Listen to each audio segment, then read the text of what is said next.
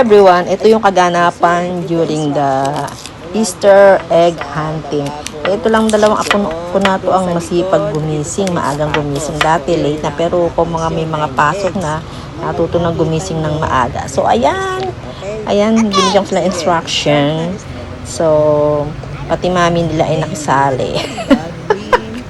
So ayan, pakinggan natin kung ano at kung paano nila nakita ang 9 eggs. 9 eggs lang naman yung para katuwaan lang naman kasi nung gabi gumawa kami nung apo ko si Ellie.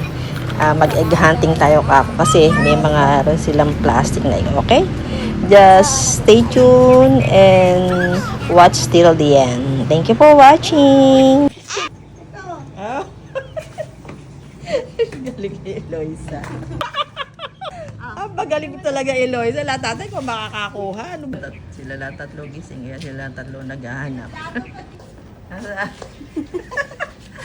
Ay, naku. Ayun, may laman. Laman, Ellie. Ellie, ano laman? 50 pesos. Ay, taga Ellie. Sabi ko, man, naamoy ni Ellie. Sama Ellie na ako doon. Doon sa likod. Nakita ko may kulay eh. Naman. Nakakailangan na. 3. Wow. 1, 2, 3, 6. 6 4,5. na din. 3 na lang. 2. Mom.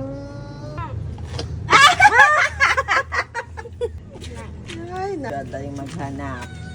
Ilan na? 1. Chill, Eddie, chill. Bakit ka sa loob ng sapatos?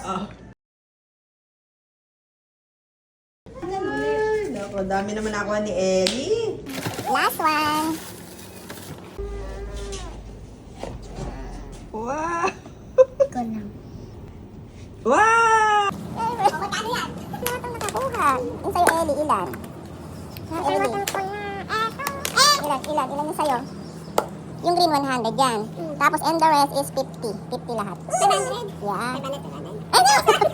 100 and the rest is 50 pesos. Bakit may sticker din? Bakit nila binigyan niya rin ba? Oh. Bakit? 300. 500 niya. Tatlo. So, ayan na. Nagbili nga na kami ng mga prizes nila. Kung ilan, magkano.